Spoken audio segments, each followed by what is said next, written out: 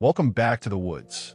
Find a quiet place, maybe a cup of tea or something warm, and let's step together into a slower world, where the days pass gently and small creatures live simple, beautiful lives beneath the trees.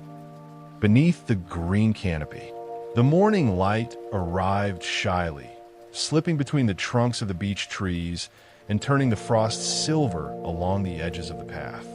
Somewhere in the distance, a woodpecker drummed, steady, calm, like a clock reminding the forest that morning had truly begun.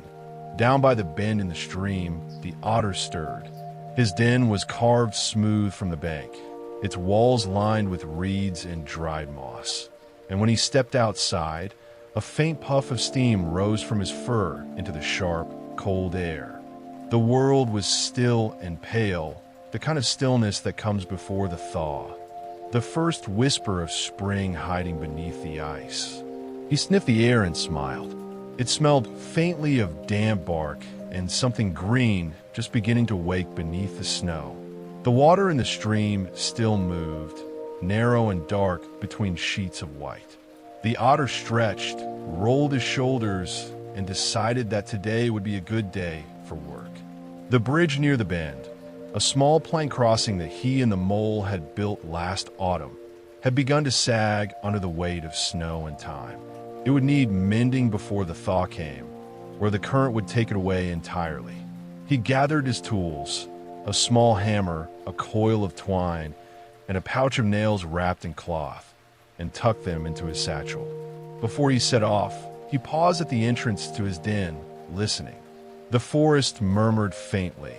Melting drips from the pines, the hush of wind through reeds, a crow calling once, far away. He smiled again. A fine day for a bit of fixing, he said aloud to no one in particular.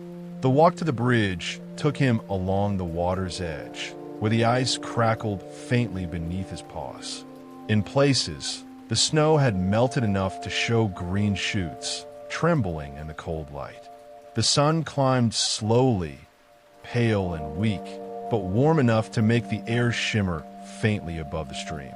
When he reached the bridge, he found the mole already there, bundled in his patched coat, nose dusty with frost, holding a small basket that smelled faintly of bread.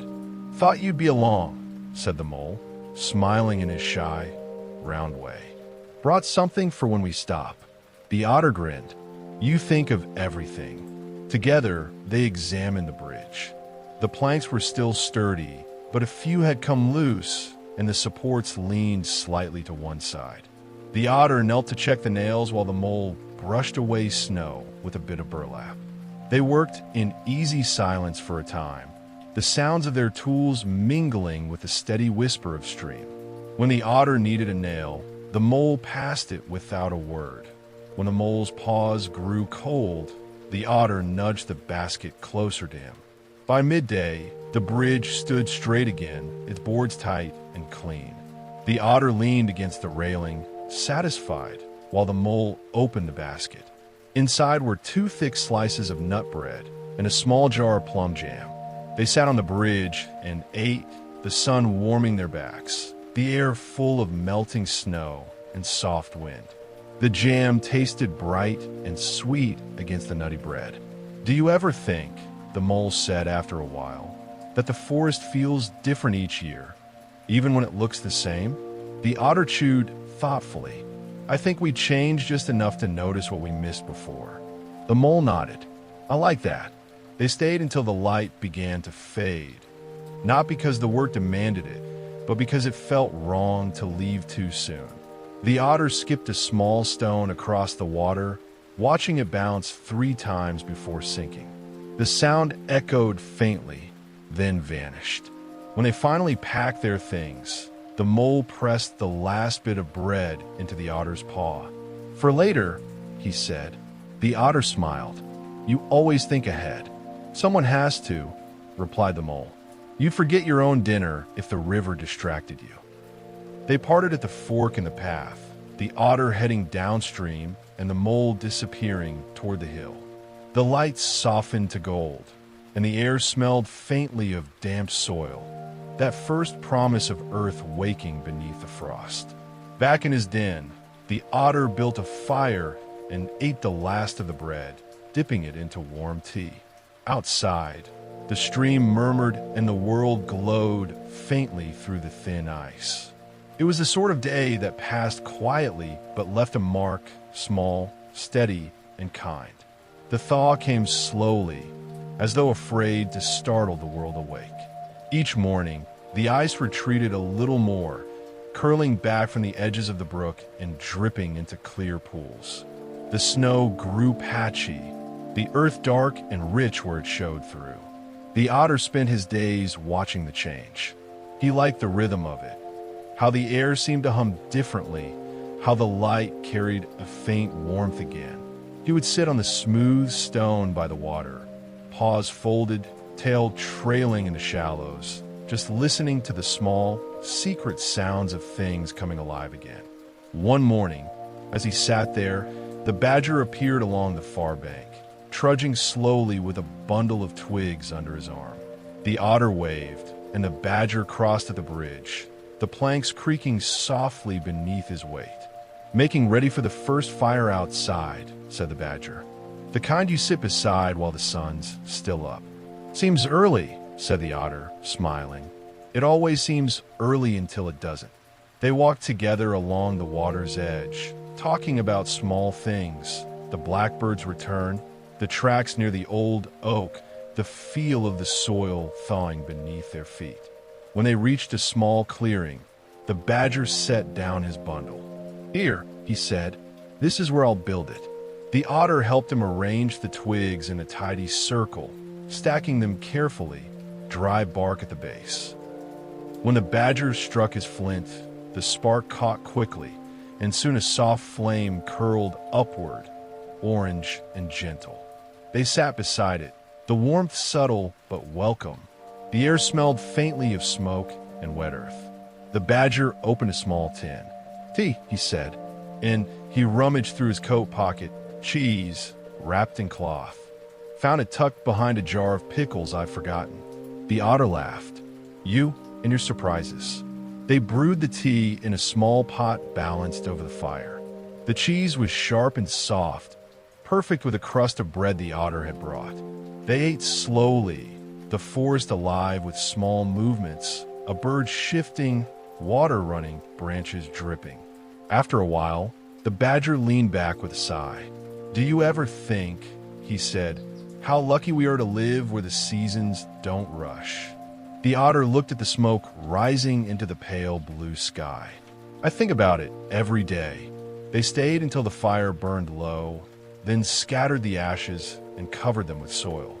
The badger lifted his bundle again, and the otter walked with him partway home.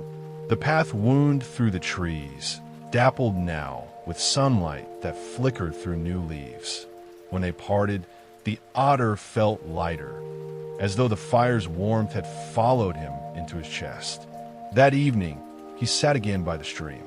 The moon rose early, and the water glimmered faintly, reflecting its light in wavering silver lines. Somewhere nearby, a frog croaked once, testing the night air. The otter smiled. It was a small sound, but it meant everything. The next morning began with birdsong, hesitant at first, then gathering confidence until it filled the air like soft rain. The otter woke to the sound of it echoing down the stream, blending with the trickle of meltwater and the sigh of wind through the reeds. It was spring in earnest now, and everything smelled alive again. He stepped outside and stretched, his fur catching the pale gold of the sun. The riverbank had changed overnight, where there had been ice and shadow. Now that there were shoots of green pushing through the mud. The air was cool but tender, the kind that makes you want to move simply to feel it against your skin. The otter decided he would walk upriver that day toward the old willow grove. He hadn't been there since before the snows, and it was always the first place to bloom. He filled a small satchel, bread, a slice of smoked trout, a flask of tea, and set off, following the current's soft chatter. Along the way, he passed the hedgehog, who was sitting on a low stone, carefully wiping his spectacles. "Morning," the otter called. The hedgehog looked up and smiled, his nose twitching. "You smell like the river. Going somewhere good." "Willow Grove," said the otter. "Want to come?" The hedgehog hesitated, then nodded. "If you don't mind a slower pace." "I'll match yours," said the otter warmly. They walked side by side, the otter carrying the bag, the hedgehog tapping the ground with his little stick. The sun rose higher, and by the time they reached the grove, the air shimmered faintly with warmth. The willows stood like great green fountains, their branches trailing in the water.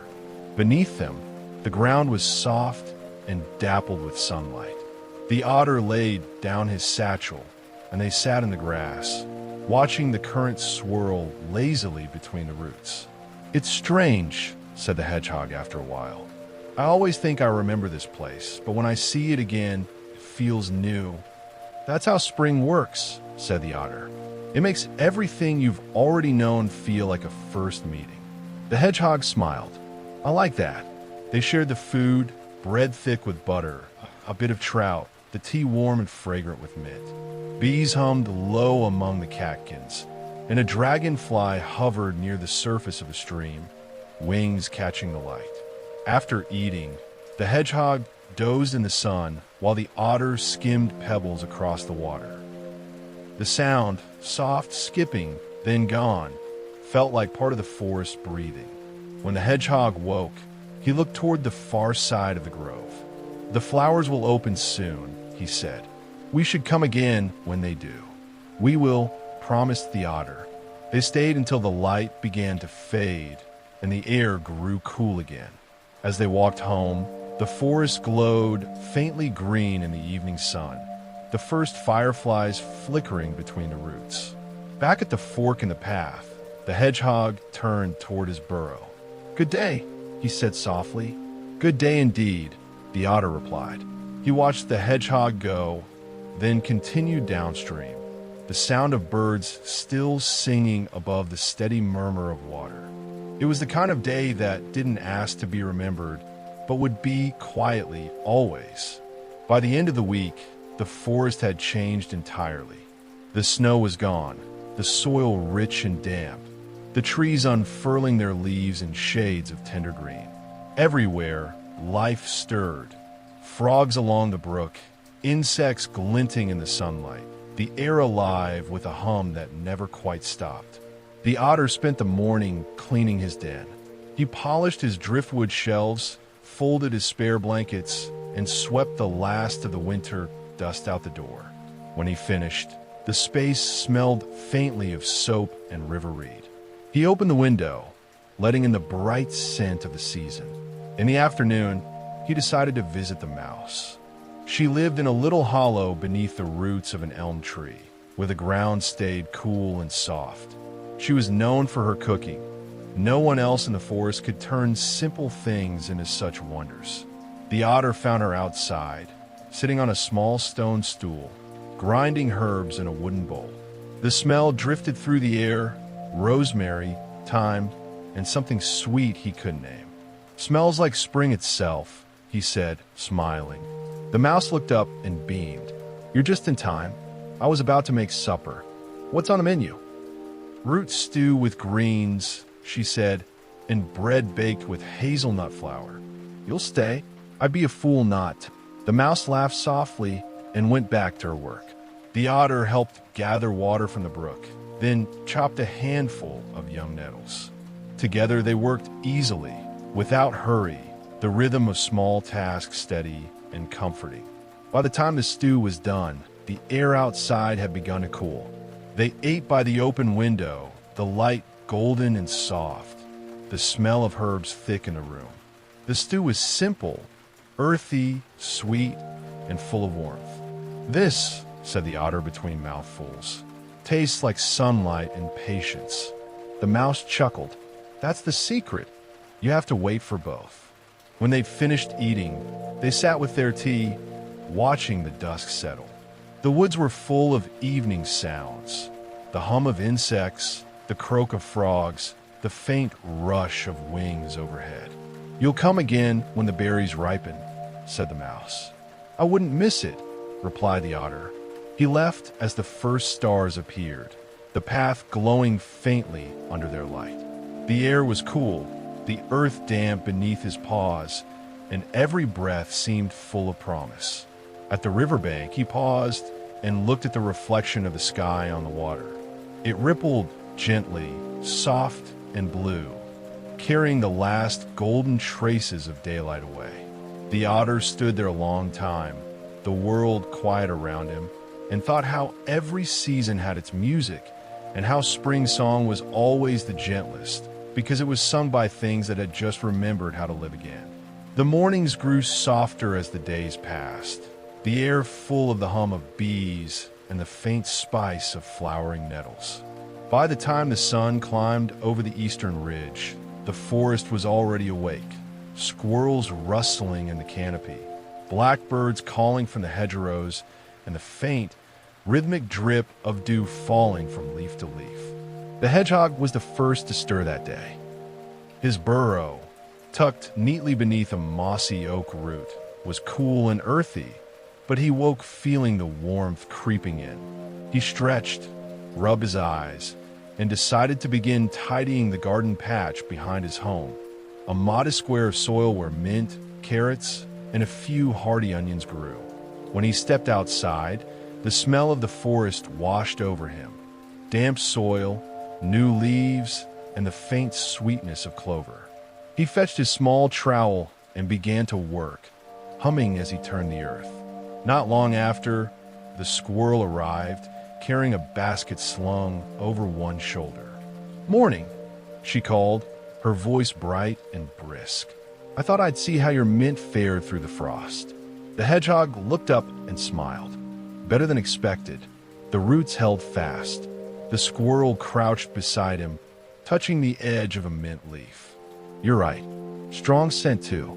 I was thinking of drying some for tea, maybe blending it with chamomile." The hedgehog paused, tilting his head. "That sounds fine. I'd trade you a bundle for some of your hazelnuts." "Deal," she said, and sat cross-legged in the grass, pulling out a handful of the nuts she'd gathered that morning. They worked together quietly, the squirrel sorting her nuts while the hedgehog tended the soil.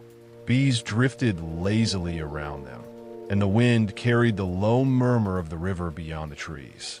When the sun reached its peak, they sat beneath the oak's shadow and shared a meal. Slices of apple, bread thick with blackberry jam, and a few crisp carrots pulled straight from the ground. After eating, the squirrel lay back, eyes half closed. "Do you ever think the forest changes its sound each month?" The hedgehog considered this. "Yes, winter whispers, spring hums, and summer?" she asked. He smiled faintly. "Summer sings." They sat in companionable silence for a while, the warmth of the day making everything feel suspended, like time had softened around the edges. When they finally parted, it was with an easy promise to meet again soon, when the mint had dried and the tea was ready. The hedgehog lingered a little longer, finishing his work. As he brushed the dirt from his paws, he noticed a patch of mushrooms beneath a nearby stump, small, pale, and newly sprung. He made a note to tell the badger, who knew every edible kind by heart. That evening, as the sun sank and the air turned dusky gold, he sat outside his burrow with a mug of warm mint tea. The forest glowed around him, breathing slowly, alive with the small movements of dusk.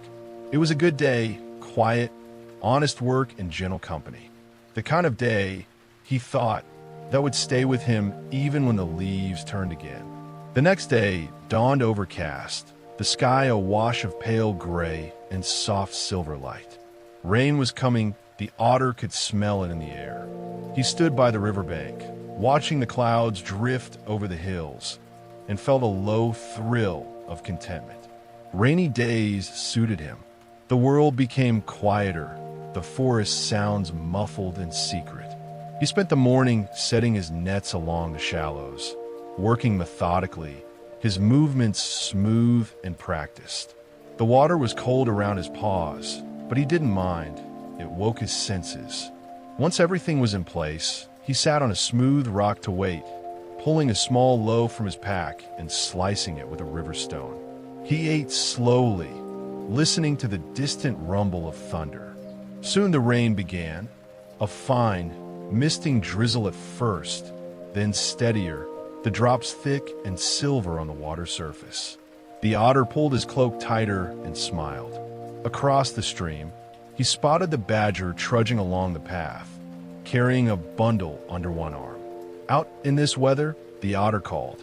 The badger lifted his head, grinning beneath the dripping brim of his hat. I don't mind a bit of rain. I was heading to the beach hollow for kindling. You'll find little dry wood today, said the otter. I'll find enough, the badger replied cheerfully. But if your nets are kind, maybe you'll share supper later? The otter nodded. Always. By afternoon, the rain had deepened to a steady fall. The otter's nets yielded 2 fine trout, their scales glinting even under the dim sky. He carried them back to his den and set about preparing a stew, simple but hearty. He sliced wild leeks and celery, added a pinch of salt, and let everything simmer slowly over his small clay stove. Just as the smell began to fill the air, rich and comforting, there was a knock at his door. The badger stood outside, damp but smiling, a small basket of mushrooms in hand. Found these near the old elm, he said, dry enough to cook.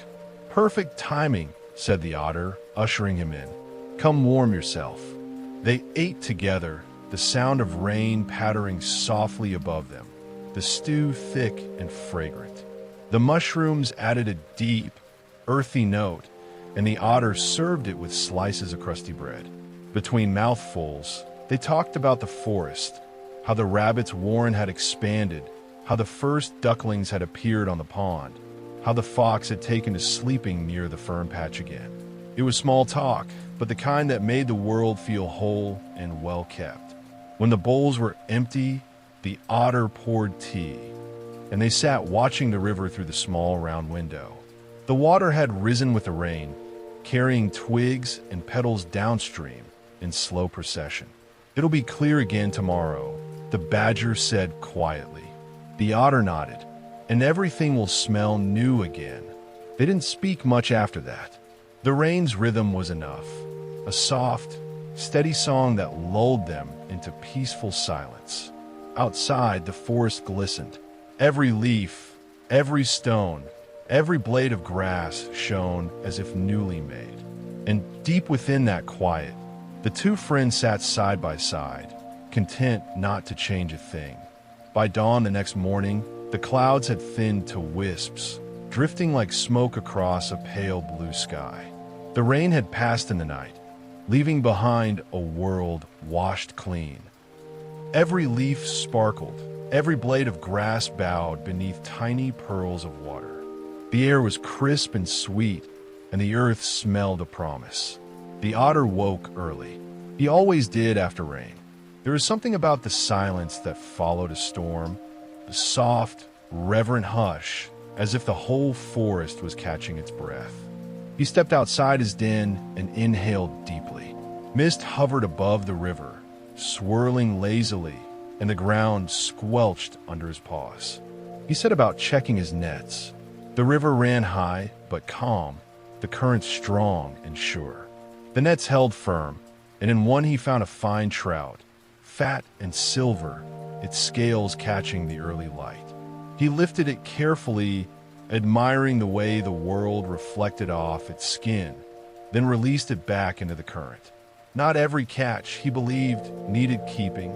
Afterward, he decided to walk along the southern path, the one that wound through the birch grove and ended near the meadow.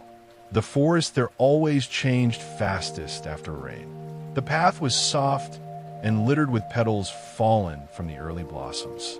Birds darted above, their wings flashing in the sunlight that filtered through the leaves. The otter stopped often to listen, to the soft tapping of a woodpecker, the chatter of finches, the quiet rustle of something unseen in the underbrush. When he reached the edge of the meadow, the The sight made him pause. The grasses had grown tall, glistening in the light, and the air was filled with the gentle hum of bees. The fox was there already, lying in a patch of sun, his fur still damp but gleaming. "Morning," the otter called. The fox turned his head lazily. "You're up early. Couldn't sleep. Too quiet after the storm." The fox yawned. "You call that quiet?" The frog sang half the night. The otter laughed, settling beside him. The meadow was warm, the ground soft and fragrant with clover. For a while they said nothing, only listened to the rhythm of the day beginning around them. After some time, the fox spoke again. "I'm thinking of starting a little patch by the edge of the stream," he said. "Something small, maybe onions, maybe carrots. I'm tired of chasing my meals." The otter smiled. "A garden suits you better than a hunt." The fox's eyes twinkled. "Careful, or I'll start asking you for trout." "You'd get them," the otter said simply. They sat through the morning, watching the clouds drift and the sunlight shift. By midday, the meadow shimmered with heat, and the fox dozed off. The otter left quietly, walking back through the birches, the world around him alive and glimmering. When he reached his den again, he prepared a simple lunch: bread, fresh greens, and a bit of cheese the mouse had traded him for herbs. He ate it by the water, feet in the cool stream, and thought how kind the forest felt after rain. Not loud or boastful, but calm and certain, like it had remembered itself again. The following day dawned bright and windless, the air thick with the smell of warming earth. Down in the hollow by the elm roots, the mouse was busy. She had spent the early hours kneading dough, soft rounds of oat bread dusted with flour, and now the smell filled her little home, golden and toasty. Outside, she had laid a cloth on the grass, setting out bowls of butter, honey, and a pot of berry jam. The morning sun streamed through the trees, dappling everything in flickering light. She had invited the hedgehog and the squirrel to breakfast, and soon their voices echoed down the path. The hedgehog arrived first, a sprig of rosemary tucked neatly behind one ear. "Good day," he called. "I brought something for your table."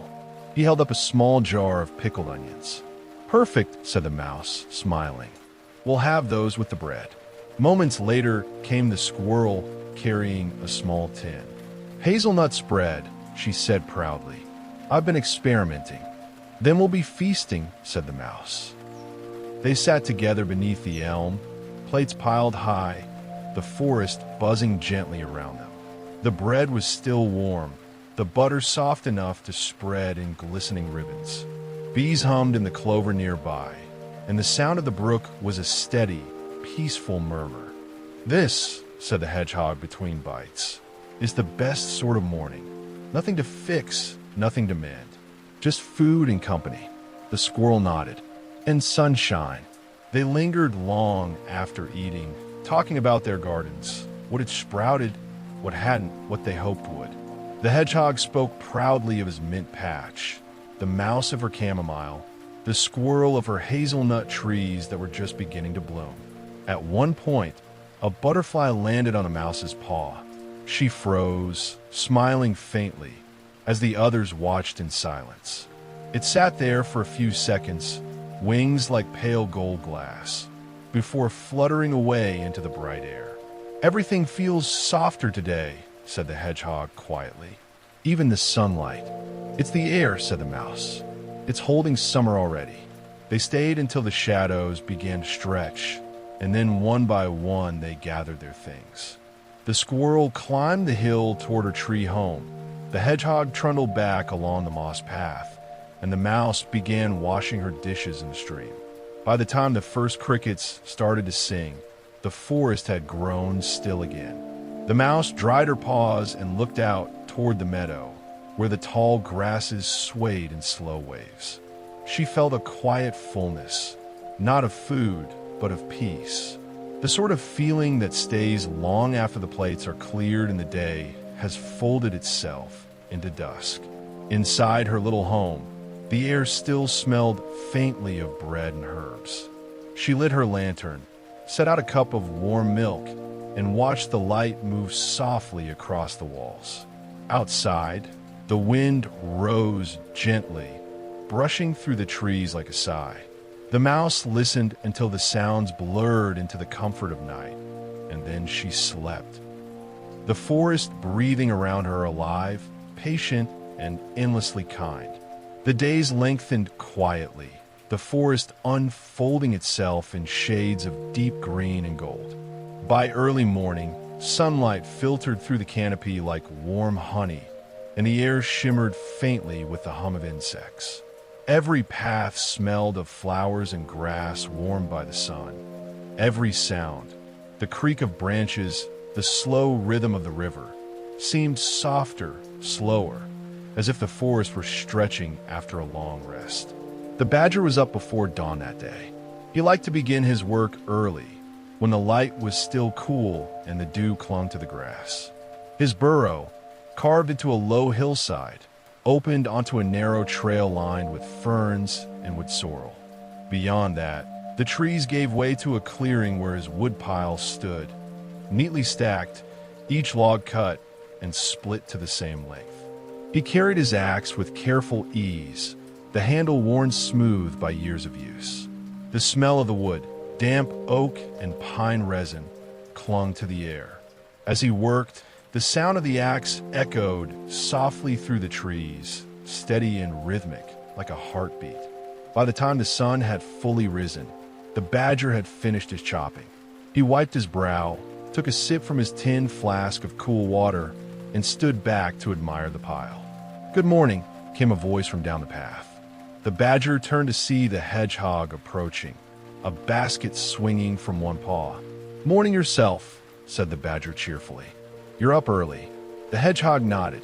"Thought I'd bring you something, a little breakfast for your trouble." He lifted the basket's lid to reveal a small loaf of oat bread, a jar of plum jam, and 2 boiled eggs wrapped in cloth. The badger's eyes lit up. "You're a saint, you are," he said. "Come, we'll eat by the stump." They sat on the smooth surface of a fallen tree, sunlight spilling through the branches. The badger spread the jam thickly over the bread and broke the eggs in half with practiced paws.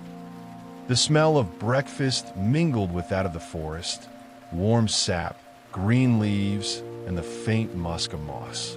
As they ate, the hedgehog said, "You'll have to come by later this week. The mint's ready, and I've made syrup from it." "Mint syrup?" said the badger. "Sounds fancy." "Not fancy, just something cool for the warm days." They shared the last of the bread, and then the badger offered to walk the hedgehog home. The two went slowly down the path, stopping often, once to look at a robin's nest tucked low in a bush, again to study the first wild strawberries growing by the bank. At the hedgehog's door, they paused. The badger squinted at the small patch of garden. "You've done good work here," he said. "You can smell it before you see it." The hedgehog smiled modestly. "It's patient work, like chopping wood, I suppose." The badger nodded. "Aye, the good kind." He waved and tramped back into the woods, the scent of mint and loam lingering behind him. The hedgehog watched until the sound of his boots faded, then turned back to his garden. The sunlight had grown warm now, and bees had begun their steady dance between blossoms. He felt content in that way that comes not from excitement, but from simple satisfaction. A morning's work well done, a good friend's company, and a quiet promise of the afternoon still ahead. By midday, the warmth had settled deep into the earth. The river shone bright and clear, and the grasses along its edge swayed gently under the weight of the breeze. The otter lay stretched on the bank, paws behind his head, eyes half closed. Above him, dragonflies flickered like shards of glass. He had finished his morning fishing early, bringing home a modest catch, 2 trout, one of which he had traded to the mouse for a loaf of her nut bread. Now, with no chores pressing, he was content to drift through the day like the clouds overhead. The sound caught his ear, soft footfalls on the path. He sat up to see the squirrel picking her way down the slope, a basket slung over one shoulder. "Are you planning to spend the whole day napping?" she called with a teasing grin. "Resting," said the otter. "Napping implies laziness. And this doesn't." He laughed.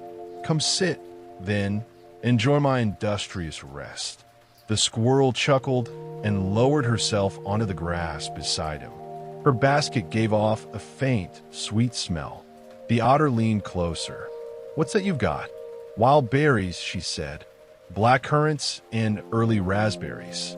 I was going to make jam, but they won't all last, so I thought I'd share." She passed him a handful, and he popped one into his mouth. The taste burst bright and tart, the sweetness following a moment later. "Perfect," he said. "Nothing tastes more like summer coming." They ate the berries slowly, fingers stained with red and purple, the sunlight slipping between the reeds. Across the water, a heron stood motionless, patient as stone. After a while, the squirrel said, "You ever think about where all this goes?" The otter raised a brow. "The river. The days," she said softly. "They pass so quickly once the warmth comes." The otter looked out at the moving water. "They do, but they come back too. Every spring, every summer. It's not about holding them, just noticing them." The squirrel was quiet for a moment, then smiled faintly. "You always have an answer. I just have slower questions," said the otter. They lay there until the afternoon deepened, the heat softening, the air thick with the hum of grasshoppers. The otter dozed, and the squirrel watched the water sparkle between the reeds. When they finally rose to go, the squirrel left her empty basket by her side. "Keep it," she said, "so you'll have something to bring when you visit." "I'll bring something worth it," said the otter.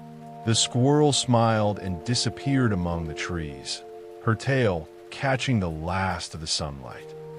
The otter stood there for a long moment, the breeze ruffling the river's surface. Then he turned back toward home, the faint taste of berries still on his tongue and the soft echo of laughter fading behind him. As evening fell, the forest cooled and darkened, the light pooling low and golden in the hollows.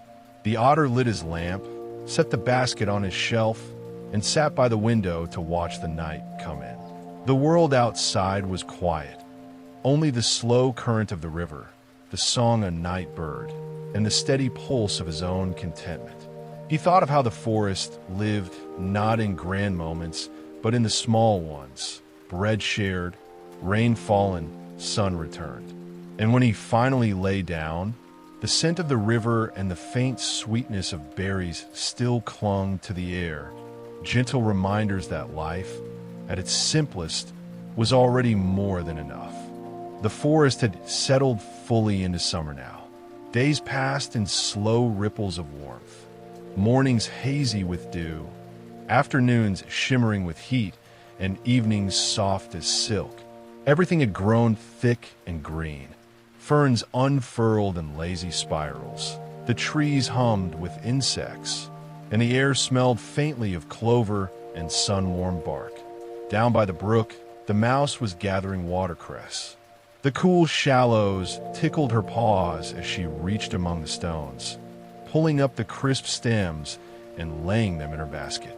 She hummed quietly as she worked, a tune she barely remembered learning, something her grandmother had sung while shelling peas long ago. "Careful," came a voice from behind her. "That stone's slick." She turned to see the badger standing a few paces away, a walking stick in one paw and a small bundle tied over his shoulder. "Oh, you startled me," she said with a smile. "You're out early." "Heading to the high grove," he said. "The wind knocked down some old branches last week. I'll gather what's dry before the beetles get to it." "Always working," said the mouse. "You never sit still." The badger grinned. "And you're one to talk. It's not even breakfast yet, and you've half filled that basket." "True," she admitted, "but I've a mind to make soup. Would you stay for supper, if you're back before dusk?" The badger's eyes warmed. "I'd be honored." He tipped his hat and lumbered off into the woods. The mouse watched him go, then returned to her work, the gentle sound of the brook filling the quiet. By the time the sun climbed high, her basket brimmed with green. She carried it home, rinsed the leaves carefully, and set about preparing her soup: watercress, potatoes, and a touch of onion, with a dash of cream from the hedgehog's larder. The smell filled her small burrow, light and fresh, the kind that made the air itself feel clean. She left it to simmer and stepped outside, stretching beneath the elm. The forest hummed softly, bees drifting between flowers, the faint buzz of cicadas, the rustle of something small moving through the underbrush. In the distance, thunder grumbled, but the sky above was still bright. By evening, the badger returned, his fur dusted with bark and leaves, a satisfied look on his face. "Found more than I expected," he said, dropping his bundle beside the door. "And I've soup enough for two," said the mouse, motioning him inside. They ate slowly, the light fading to gold around them. The soup was smooth and delicate, with the faintest bite of pepper from a cress. The badger leaned back afterward with a sigh of deep contentment. "That," he said, "was worth the climb." The mouse poured him tea. "It's the same every season," she said. "We all trade one small thing for another, a bit of time, a bit of labor, and somehow it makes everything whole." The badger nodded. "That's the forest's bargain." They sat until the fire burned low, talking quietly of ordinary things, which trees would fruit soon, whether the otter's nets had been full, whether the hedgehog's mint had dried yet. When the badger finally rose to leave, the stars had begun to appear beyond the trees, faint and trembling. "Good night," said the mouse softly. "Good work," replied the badger, and disappeared into the dark. The mouse watched him go, then cleaned the bowls, humming her old tune once more. Outside, the first crickets had begun to sing, steady and patient, the kind of sound, she thought, that held a whole season inside it. The next few days passed in a golden haze. Heat pooled in the hollows and shimmered above the meadows, while the forest itself seemed to breathe slower, deeper. The otter spent his days near the water, diving and floating lazily among the reeds, while others sought the cool shade of their homes. On one such morning, the hedgehog was sitting at his small wooden table, trimming bundles of dried mint. The air was filled with its clean, sharp scent. He worked slowly, tying the stems with thin thread, humming as he did. Outside, the squirrel appeared, her tail flicking behind her. "It smells like a sweet breeze in here," she said. "I could send it halfway down the path." "Mint syrup," said the hedgehog, holding up a small glass jar. "For the warm days ahead." The squirrel's eyes lit up. "You clever thing. May I have a taste?" He poured a drop into a spoon and passed it over her. She sipped and let out a quiet hum of delight. "That's summer itself, cool and sharp and kind." The hedgehog smiled modestly. "It's meant to be mixed with water or poured over fruit. Or," said the squirrel, "drizzled on oat cakes. You're thinking with your stomach. And you aren't," she teased. He laughed, setting the jar aside. "Perhaps I am. I was planning to make tea soon, with mint and honey. Will you join me?" "Gladly." They sat together outside, under the wide shade of the oak, sipping the fragrant tea. The squirrel told stories of her hazelnut trees, how the crows had been stealing the ripest ones, how she had set up a little scarecrow from twigs and moss to ward them off.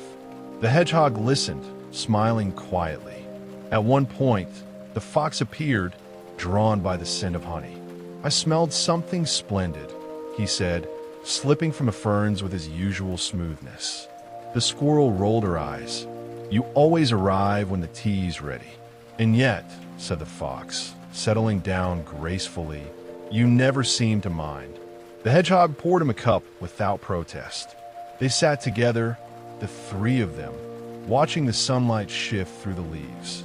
The tea cooled their paws, and the breeze carried the far-off sound of the river. "This is what I like best," said the fox at length. "Nothing happening. Just this." The hedgehog nodded. "Quiet things last longest." The squirrel tilted her head. "Do they?" "Yes," said the hedgehog softly. because they don't rush to be remembered. The afternoon drifted by in peace. They spoke little after that. No need. The forest hummed around them, bees and birds and the faint crackle of dry leaves. When at last the shadows grew long, the fox stretched and stood. "Thank you for the tea," he said. "I'll return the favor soon." "You'd better," the squirrel said lightly. The fox grinned and disappeared among the trees. The hedgehog packed away his jars, the mint scent lingering in the air. The squirrel helped him tie the last bundle, then rose to leave. "Same time tomorrow?" she asked.